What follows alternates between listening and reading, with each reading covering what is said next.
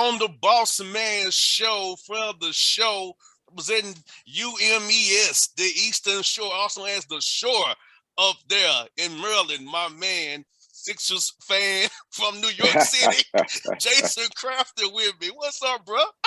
Well, I'm a New York Knicks fan, even though you was busting my chops last time when we were going to the John Stark story. But having worked for the Sixers, I embrace the Sixers as well. And we got some fun stuff going on here to talk about. But man, let's have fun. Always good to be on the Bossman show. No doubt, bro. Like, let me tell you, man, you being 5-5 right now, man, makes me so happy, brother. Because knowing what happened to your guys last year, not being able to play, all right. Yeah. COVID shut you down for the whole year.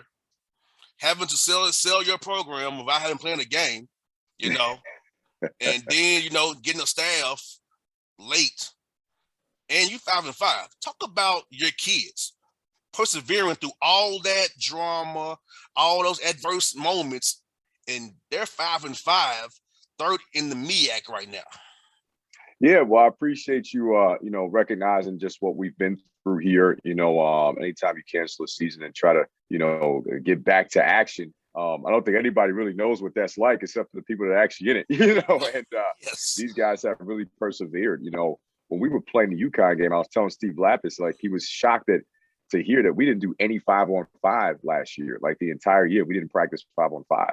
In the summertime was when we actually started doing some 5-on-5 stuff. So shout out to our guys for just, sticking with the process and, sticking with me, sticking with the institution as we kind of work through a lot of things. Like you said, we didn't get our staff in place with hiring freezes and COVID transitions and all types of stuff till right before the actual game play started. So, the bond between myself and my players is so dynamic. It's so unique. We cried together last year, not playing, we bonded at a higher level than ever.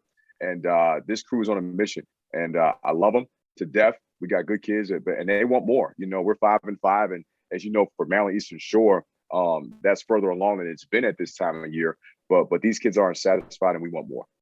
No doubt, Jason. Think about this, brother. Like, you are pretty much starting from scratch again in year 3. I mean, let's be real about it. It's your third year, but you're starting from scratch, and to accomplish what you've accomplished. And your kids being pissed off and use that as motivation to go out and play, win on the road at a Fordham, play St. Joe's tough, get a win over Lehigh, get a win, get in UConn up there in Hartford. They played you at the big arena in Hartford, the XL Center. They played you in Hartford outdoors and, caused them problems. Your kids are playing inspired, man. Tell me about that, man. How have your kids used last year as fuel for this year? Yeah, I think it's funny you said, like, pissed off. I think any player that has something taken from them would have a little bit of edge, a little extra frustration. That just comes from that. I think they were excited to get back to playing, and that some of that grit and edge you see is part of what we do in terms of our mentality of being tenacious and the one-way culture we try to create. But another one is just that extra motivation just to get back to doing what you love when it was taken from you. So they still remember not being able to do it last year, and they're still, are motivated to continue to push this program forward at an even faster rate than I think, that they thought it could happen even, So that's been exciting to see those guys just buy into what we're trying to do and push forward through all the adversity.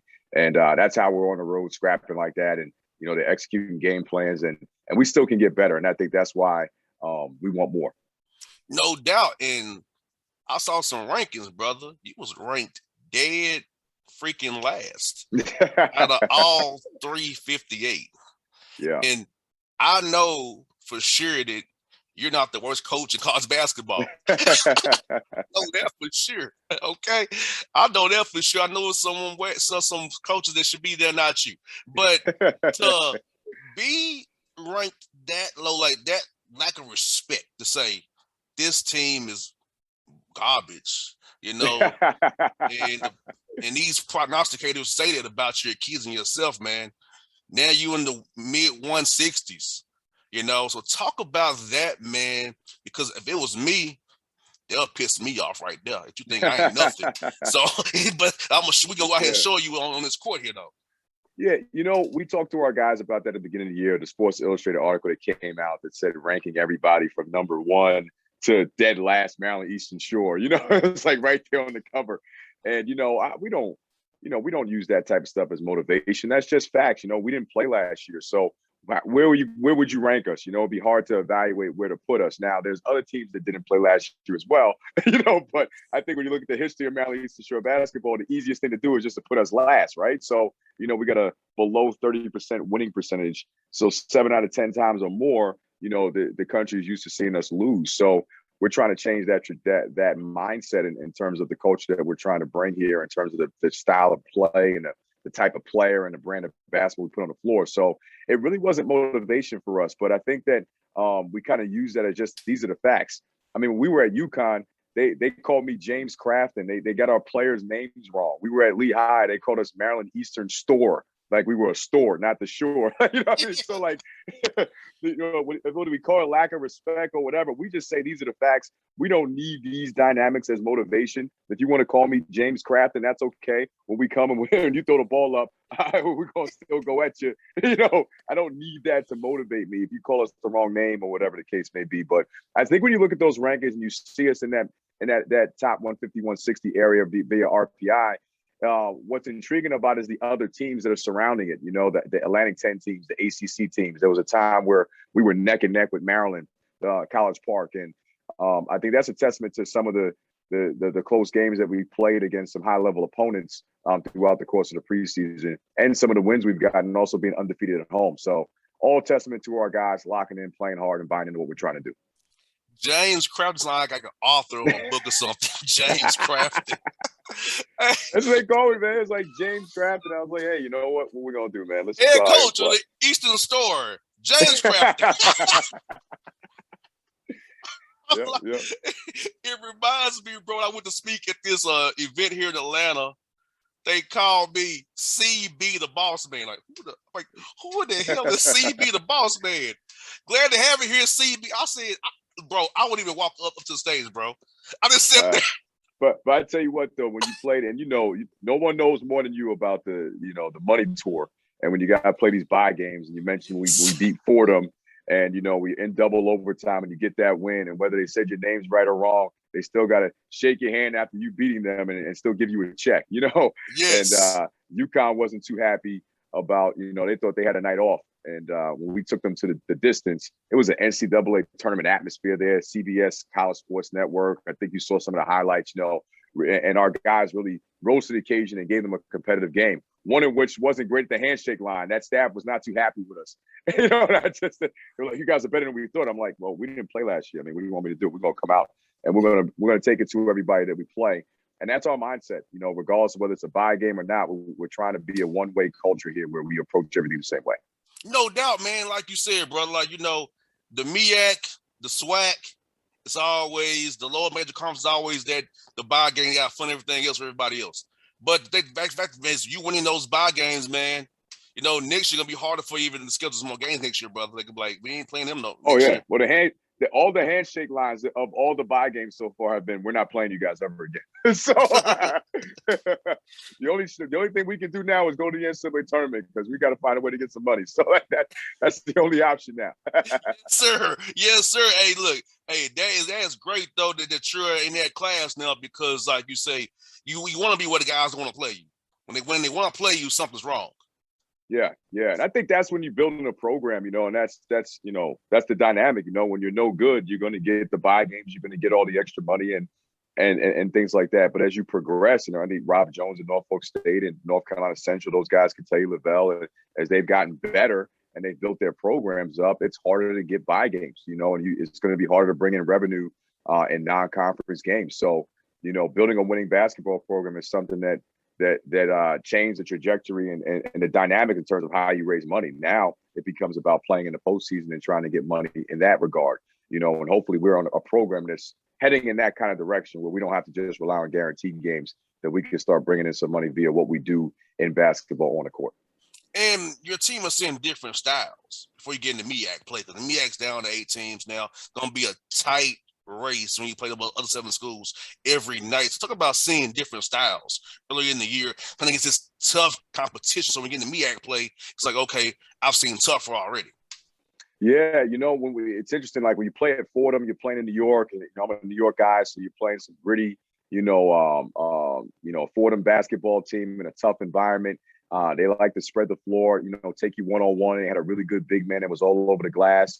So right in that game, you're trying to stop high-level talent from making one-on-one plays. When you're playing at UConn, now they're running a lot of action, and they've got great size, and you're trying to keep those guys off the glass. And we're mixing things up with how we do in the UConn game and the St. Joe's game by playing 5 guards and trying to take their bigs out the game, and making them adjust to us. And that was one of the strategic things we did to give ourselves a chance to win that game. Some of these, or be competitive in these games, I should say, losing to St. Joe's at the buzzer and taking UConn the distance. But then you look at like a game like Lehigh on the road where you're playing against a Patriot League team. And anytime you play a Patriot League or an Ivy League team, you're going to be running against a lot of sets, a lot of continuity, a lot of, backdoor cutting and cerebral things. So the dynamic and the different styles of play that we've seen gives us a great chance to, be ready for the MEAC, which is going to be super tough this year. I think everybody's better. We've got some great coaches in this league. Everyone's done a great job recruiting. So it's going to be an exciting year in the MEAC. Yeah, and now you all know you're going to be the 8 teams now. That's been settled now with the new commissioner coming into the MEAC there. So talk about this, what you said, the MEAC getting better, because I mean, Howard's better. They lost a pro when they're better, So you guys, Robert Jones does what he does up there. Stan Waterman's building something down there in Delaware State there. So like, talk about that league, man. It's from top to bottom. How in non-college conference play, how you all have gotten better collectively, as you just said. Yeah, I think when you look at it, you said, we're third in the MEAC right now, but I think like once you remove the non-one games from the standings, you kind of see where everybody's at. It's really right now Norfolk State and everybody else. I think that's really where it's at right now. They've been the most that they're rated right now in the mid-major top 50. They've got some great road wins. They've won all their games at home. So I think that right now they're the kings of the league in the first semester. And then so right now, they also won the league last year, so they're the ones that have to be dethroned. Now you got your usual suspects of a North Carolina Central that's historically been up there.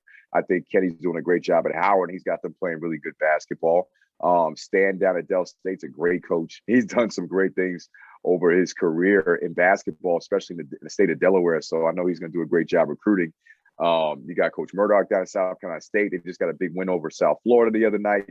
So. And then you got Juwan Howard, who played in the NBA, building that Coppin State program. He's always got talent in there. So I don't think I've missed anybody in that. But if I did, I just think that the league is extremely strong this year. I think Norfolk State, they're the kings right now. And I think everybody else right now is really in a fist fight for that next spot. No doubt. And, bro, look at this, man. Like, I think you're setting a successful foundation, though, because whatever you do right now is gold, because you're setting the foundation again from year one, because you all got better in year one and COVID killed your year. But I'm seeing that foundation being set again that you set in your first year. So whatever you do this year is setting that standard for years to come with the development, the recruits you have, having a staff in there, so guys can see what the show is all about. Yeah, and I think, as you're building that foundation, one of the things that I told my staff and our players is, why can't we go win it right now? As I'm sitting here telling you it's Norfolk and everybody else, what I'm saying is Norfolk has kind of established themselves as the kings, and I think a lot of people get caught up in winning the championship. We get caught up in trying to put ourselves in position to contend, like everybody gets talked about. And that's where you focus on the process, what you're doing every single day. But I think this team is really fired up and driven to trying to put themselves in position to compete to win that championship, and I think, when you look at that, so like when we play Norfolk State in that MEAC conference opener, that's going to be an intense game, and that's going to be one that you're going to want to follow. Our guys will be ready to go, and we're going to try to go out there and take down those guys. No different than we played UConn, no different than, when we were going up against Fordham. We're going to go in and try to, take down the kings of the league. That's the mentality. We understand what it takes to get there, and we understand who's there right now. We know we're not there right now, so just trying to be very aware of where we are so we understand what we got to do to get to where we want to be. No doubt. And I feel like you're doing that, bro. Like you said, man, for your kids to actually get out there and compete, that's going to make them be better going down the road. And having a COVID year can make them older in a couple of years to really cause problems for somebody because, as you know, name of the game is you want to have guys in the pipeline developing, but you also want to be old at the right spots too to really compete. You know, those good North Carolina Central teams, they used to always have those old rosters, man. They used to have those guys, grown men, 23, 24 years old, you know. So I think, you know, in this league especially, you know, the older your roster, very transfer-driven league, you know, so whether you're getting the transfers or you're retaining your guys or you're doing a red shirt thing or whatever the case may be, you got to find a way to have grown men on your team. And usually the team that's got the best grown men wins, you know. So we got some good older guys that are only young just because of the experience, right? Like we have an older roster, but they're young from an experience standpoint just because, you know, we got 10 guys playing this year that this is their first time playing Mount Eastern Shore basketball. So there's only 2 guys on the roster that will be my first year, and then we didn't play last year. So we're still learning on the fly, having fun with it, and doing the best we can. No doubt, man. I saw your hype videos in the locker room, man. Like, I saw you getting hype, man. I saw you, man. I said, y'all getting it in down there. See, that's some, hey, throwing the way. Y'all, look, y'all both had it going on, man. They had a power for real. Hey, I can tell you guys are together. I mean, when coaching, you all can get together and have a good time after a win. That means you and the coach are down. Because I've been on teams where the coach and I, we just like, okay, we won, screw you. But we won, screw you. You know what I'm saying? But they're really down with you, though. I can say they're really down for you.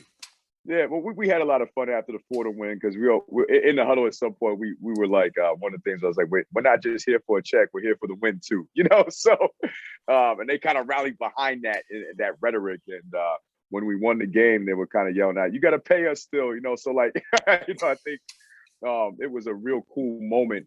Not just one of the biggest moments in Mount Eastern Shore basketball history. That was one of the biggest wins probably in the program history. You know, our program hadn't won on the road in a long time in non-conference, like 5 or 6 years. I found that out after the fact, you know, and just for us to win a game of that magnitude in Atlantic 10, you know, after not playing last year, I think we just wanted to have some fun in the locker room together. We're going to enjoy every win. That one meant a lot to us just for what we've been through, and to do it on that type of stage. We had some fun with it, man. So yeah, we broke the moves out a little bit, you know, had some fun. Our manager ran in there. He got the show popping a little bit. He was having fun out there. You know, I don't know where the speaker even came from, but hey, we just got it popping in there and had some fun.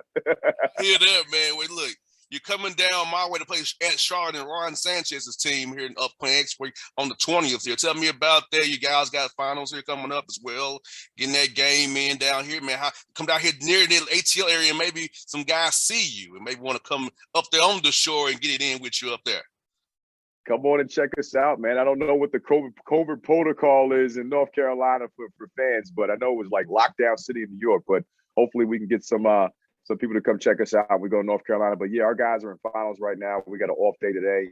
Started finals yesterday. So everybody knows that you got to kind of back off a little bit and then kind of pick things back up later in the week as they kind of wrap up with finals. And then long bus trip down to Charlotte on Saturday, practice on Sunday, play on Monday. Then a quick turnaround. We got to play at GW on Wednesday to close out this first semester of games here. So, you know, 2 good teams coming up. And 2 money games or buy games or guarantee games, you would say. And we're going to try to see if we go out and sneak some more checks and get some more wins. I think both of them are winnable games, personally. Well, right now, you talking about 25 buy games have been going the other way or more. So, you know, I think when you look at it like that right now, the dynamic of this buy game thing, I think is going to dynamically change. You know, I don't think you're going to see teams paying this money that much because, you know, basketball is getting better, you know, at the lower levels, you know, coaches are getting better, recruiting is getting better, you know, administrations are getting better, you know, people are starting to do things at a higher level. And it's not going to be easy anymore to just give, well, you know, Maryland Eastern Shore $70,000, think it's just going to be a night off, you know, so, you know, it's just not going to happen. And so teams have got to start rethinking what they do in that regard. With that being said, yeah, we're going out next week to try to pick up 2 wins. No doubt, man, no doubt. And bro, I gotta ask you about the Knicks first, because Hawks too. We're 13 and 12 respectively in Eastern Conference. The Knicks and the Hawks. So, what are your thoughts? I have my thoughts on the Hawks. What are your thoughts on the Knicks? Tell me about that. And they bench Kemba Walker of all things. You know what? I haven't been following it as much, as we've been in our season. I just saw the Stephen A. Smith comments, saying, what are we doing? Get it together. So I know that they've been, if not under 500, looming around 500. And I think the disappointing thing is probably that they established a brand of basketball last year that looked very team-oriented, a toughness on defense. And I don't think that the New York fans have seen that carry over. So there's been some inconsistency there. So hopefully they can get it figured out and the New York fans can feel good about their basketball team. It's been a long time since New York fans have been able to feel good about basketball in the Garden. So I know my man Spike Lee's up there struggling. Well, I'll be there on Christmas Day, and I can tell you the problem with the Knicks, brother. Randall is a 3 at best, not a 2 or 1. Randall is a 3 on a good team, a 2 on a bad team at best. When he's your best player, you're not gonna go anywhere. That's the problem. And his knees are dead because of who he plays for. The man don't believe in rest or load management. So if I'm Kemba Walker, I'm out the rotation, I'm thankful. I save my knees. You playing Derrick Rose almost 40 minutes and you kill this man's career? Look, man. Derrick Rose. I'm pulling up the roster right now. Stockholm Syndrome, Jason. Why are you playing with a man that got you hurt in 2012? I wouldn't play with that man ever again in my life. Yeah. So, I'm looking at the minutes right now. Yeah, they got some guys playing some high minutes, man. Yeah, 35 minutes a night for Randall. Wow, 35 minutes a night. But your guy Kemba's only playing. He's only played 18 games. So what? He's Kemba's out of the rotation right now. Yeah. Kemba got benched. RJ Barrett playing. He don't defend. Oh man, New York Knicks, man. Oh, what are we doing, Knicks? Come on, man. Let's go. We get it figured out, man. Man, look. But it's Randall stole man. that money, Jason. He took that 4-year deal. He stole that 117. Well, I tell you what, you talk about load management. When I was with the Sixers, they did a great job. They had like a whole scientific department that was like they had the chips on the players, and they had this whole laptop, and they were managing this stuff. They would actually come on the court and say, "Hey, that's enough steps for Joe today," or "That's enough." They could tell you how much like weight he put on his knees by midweek and say like, "Hey, he can't go, but 45 minutes in tomorrow's session, or he needs to do this." So. I don't know what the Knicks do in that load management regard, but I know the Sixers were really good at that, And it was tough because Joe wanted to always play, but he started to buy into it when he saw the benefits of it come playoff time. Well, the Knicks have it. Tibbs don't like it. That's what happens. Yeah. So like, it's also I said Derek, Stockholm Syndrome. He knows what I call him when I see him. Stockholm Syndrome. Man, you say it every time you see me. You know why? You playing for the exact man that got your knee hurt in 2012. You playing for him. No way. You shouldn't even be in that game against whoever y'all playing and tore up your ACL. Never should have been in the game. Yep. I ain't gonna forget that, but you ain't forgot it. And then our Hawks. We don't defend, Jason, in the fourth quarter. We don't defend. Yeah, well, you were talking about it earlier. We were chopping before we got on, and everybody wants to blame the coach, but now you're back in the same. How bad was it? Because you guys still, like it's always funny. Everyone blames the coach and stuff like that, and that's the easy scapegoat, but the players still have to get some things done. And, Dave, we're having to go with Timothy Luau Cabarro as your starting 3. That's not good because Bogdanovich is out. You got Hunter out. Okongwu was out. Solomon Hill tore his hamstring for the year. So those are all defenders. And then in the fourth quarter, you're going to bring back, you go playing Lou Williams and Trey together, not defensive stoppers. Yep. DeLon Wright, not a stopper. Hurd, not a stopper. So if it's Capella is our only line of defense. Collins tries, but he's not the best. And then you're going to double Trey. You're going to throw your big people at Trae Young now. This is the game plan now. Double him, blitz him, or throw somebody big on him. Just take away his flow. But here's my thing. Now you guys are sitting down 11th in the Eastern Conference. You're under 500. How bad was it last year? You know what I mean? You see what I'm saying? Like how, it's always interesting to see some of these dynamics, Well, Lloyd Pierce was fired because the star player didn't like him. Yeah. That's plain and simple why that happened. But what can Nate McMillan do? He's not going to play Sharif Cooper or Johnson. He doesn't believe in playing rookies like that. So he's going to play Gordy Jean, Gallinari off the bench with Lou Williams and DeLon Wright. He's not going beyond that. Yeah.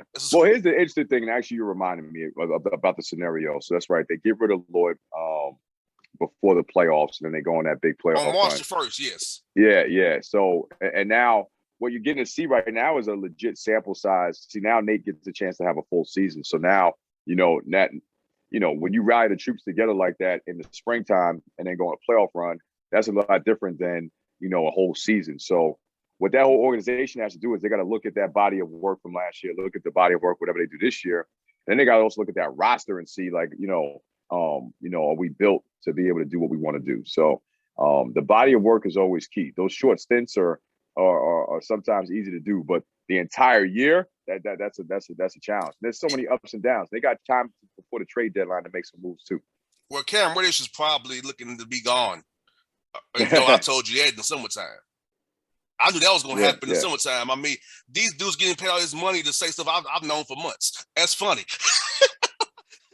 Shams and Woes making millions to say what I knew months ago. Yeah. Obvious stuff. Yeah, so I just think, like, look, man, our star player does not defend.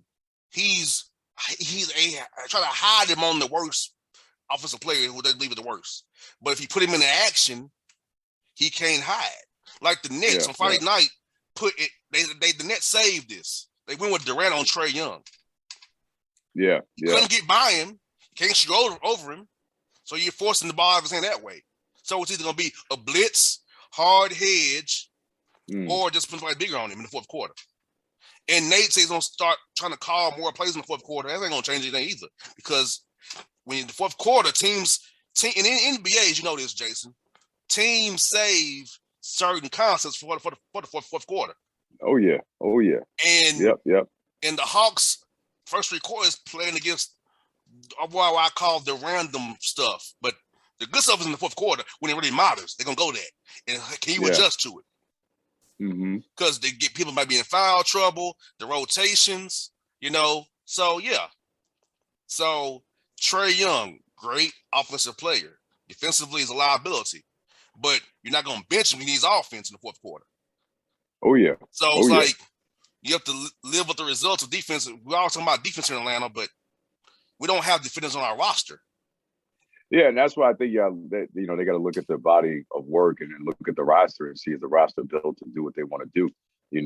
At the end of the day, I mean, Lloyd Pierce is, can coach the game. Nate McMillan played the game. I mean, both those guys played and can coach. You know what I mean? Like, so, now you get a chance to kind of evaluate both styles, both situations, and really look at your roster. Because it's only so much a coach can do per the talent, on the team. So, and how the roster is built. You want to be a really good defensive team, well, you got to have good defenders. You want to be a great shooting team, well, you got to have great shooters. I think they have the shooting. There's no question about that. They've got that, the chance to space the floor out and make those things happen. Are they built to do some of the other things consistently? That's what they got to really look at. And let's be honest about it. Lloyd Pierce didn't get a fair shake because he was tanking for 2 years. Yeah. And then last year's team was not even healthy. Nate got the full roster eventually at the end of the year to make that run. Yeah. That's why I think it's always easy to just fire the coach. That's the easy scapegoat all the time. Not to mention all the COVID drama that you're going through, right? Like in the bubble year and all that type of stuff, and teams that played, didn't play, and all the dynamics that I don't think did the Hawks play in the bubble? No, they did not. Yeah, so that's a hit right there. Like in terms of just building your chemistry and everything, and getting a new coach, some type of consistency and they get on a trajectory for success. So these things take time, man. But the only thing, the longest time is in New York right now. That's the longest time this can take it. It's in New York. That's the longest time. But it's a long season, man. And we've all seen this stuff turn around. 13 and 14 right now. You got some things that can happen before the trade deadline that can dynamically change the roster. And you can go and flip that thing and go, in the next 30 games, you can go, 22 and 8, so, and now you don't even remember those first 30. So A lot of time left still in the NBA season to recover. Now, this is me being the GM, and I am, bro. I wouldn't have paid Herter early. Okay, you said that last time we spoke. Yeah, I wouldn't have given Capella his money early. I would have let it play out, so I can have the maximum to be flexible with the cap. Then he locked in the Herter for 4 years, over $60 million of Herter. Capella got an extension. JC's was gonna happen, and now Reddish is pretty much on. You can't pay him. You've chosen Hunter over Cam Reddish. I would have let it all play out. Didn't decide who to pay and who to trade away. That's why they gotta bring you in, man. Bring you in and let you crunch some numbers and like all that type of stuff. You always got the roster breakdown ready to go. You got more insight on it than me. I'm in my college game right now, but it's always fun to hear you break some of this stuff down. You got to just put it on paper and you got to submit it at the end of the game and tell them, just get me in the room. I want the boss man in the room to make some boss man moves. Yes, because I can look at that cap and tell you, because look, I got started as a cap guy. Yeah. So I got my start on radio as a roster and cast. That's what I do. Roster, cap, that's my wheelhouse. So yeah. The Atlanta Hawks, Mr. Wrestler, Steve Koonin, bring me in the room. I can help you with some of these deals, man. Yeah. I got you. Bro, like I said, man, it's always fun to chat with you, my brother. I'm happy for your success, brother. I really am. And I want you to keep winning and keep going, brother. Keep going strong. I appreciate you, brother. We're going to keep building this thing, man. We're going to keep building this thing. Like I said, I appreciate your support over the years. And what we took over, what we inherited, what it's going to take to get this thing right, is it a Herculean effort, that's never been done before. So we're excited to be the program that we feel like, and this team and this roster and this staff that's going to, change the culture here and put this program, in a different place and just keep pushing it forward. The wins are great, but we want to just keep working every single day to push the program forward. That's our goal. Folks, this is Jason, not James. Not James. Jason Crafton here on the Bossman Show. Eastern Shore Hawks head coach. Check those guys out, man. Ivan Miak. Appreciate you, boss, man. One way. Hawk pride. Peace, buddy.